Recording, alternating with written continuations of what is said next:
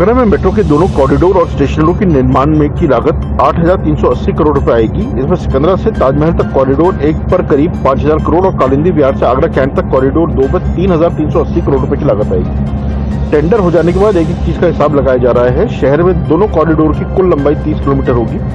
सिकंदरा से ताजमहल के पूर्वी गेट तक पहले कॉरिडोर में 14 और कालिंदी विहार से आगरा कैंट तक दूसरे कॉरिडोर में 15 स्टेशन बनेंगे।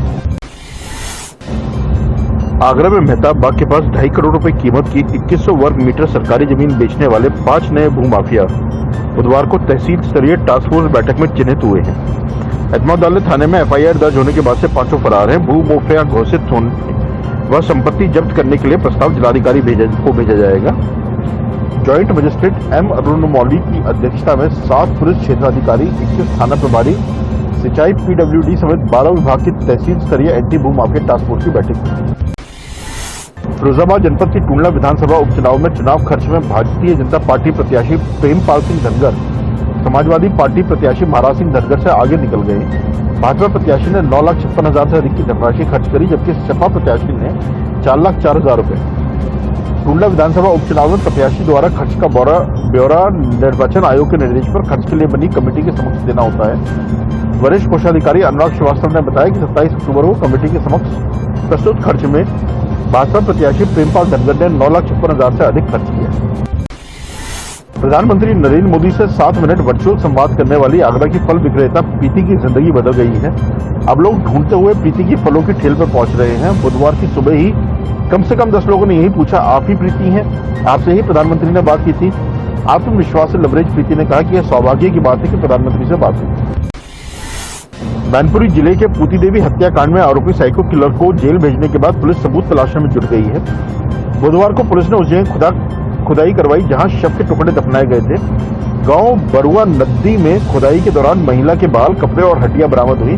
पुलिस हड्डियों का डीएनए कराएगी। मृतका के देवर और बच्चों ने कपड़ों की शिनाख्त की।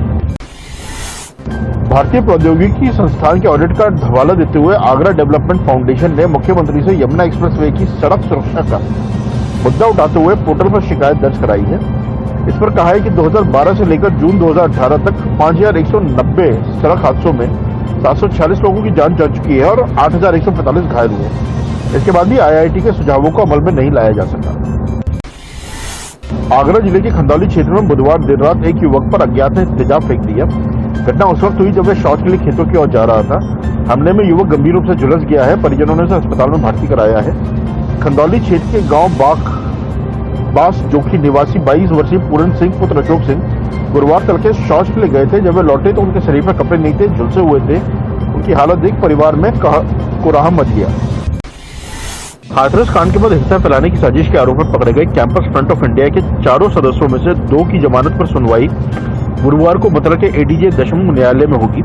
बुधवार को इनमें से मसूद की जमानत पर जिला जज की अदालत में तारीख थी। जिला जज ने इस केस को एडीजे दशम कोर्ट में स्थानांतरित कर दिया है। एडीजे दशम न्यायालय ने दोनों मामलों में 29 अक्टूबर की तारीख लगा दी है। 5 अक्टूबर को मसूद अहमद निवासी बहराइच, आलम निवासी रामपुर, अतीकुर रहमान निवासी मुजफ्फरनगर और सिद्दीक निवासी किरेलो को थाना मांड पुलिस ने हिंसा फैलाने की साजिश के आरोप में पकड़ा था। ये चारों कार से हाथरस जा रहे थे। पुलिस का दावा है कि कार से भड़काऊ साहित्य मिला। आगरा की पॉश कॉलोनी जयपुर हाउस में गुरुवार की सुबह इलेक्ट्रॉनिक उपकरणों के गोदाम में आग लग गई। गोदाम से आग की लपटें निकलता देख इलाके में अफरा तफरी मच गई। 6 दमकलों से कड़ी मशक्कत के बाद आग पर काबू पाया गया। आग में काफी नुकसान होने का अनुमान है। थाना लोहा मंडी क्षेत्र की जयपुर हाउस कॉलोनी निवासी कारोबारी सूरज बंसल ने घर के बराबर में ही खाली प्लॉट में टिन शेड डाल के इसमें गोदाम बना रखा है। इसमें इलेक्ट्रॉनिक उपकरण रखे थे। सुबह तकरीबन 9 बजे लोगों ने गोदाम से धुआं निकलता देखा।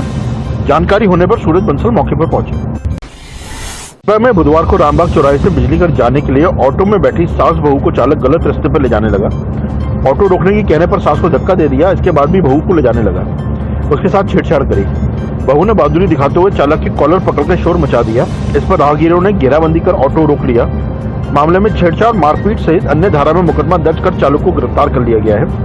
घटना दोपहर तकरीबन 12 बजे की है। सदर के सोहल्ला निवासी महिला 3 साल के बेटे और सास के साथ जलेसर से लौट रही थी। रामबाग चौराहे पर बस से उतरने के बाद वे एक ऑटो में बैठी। ऑटो में पहले से 4 युवक सवार थे। महिलाओं का आरोप है कि चालक ऑटो को काफी देर तक ओवरहेड ब्रिज के आसपास ही घुमाने के रहा, बाद में नुनियाई रोड पर ले जाने लगा। लेटेस्ट खबरों से जुड़े रहने के लिए देखें हमारा YouTube चैनल। करें लाइक, शेयर, सब्सक्राइब।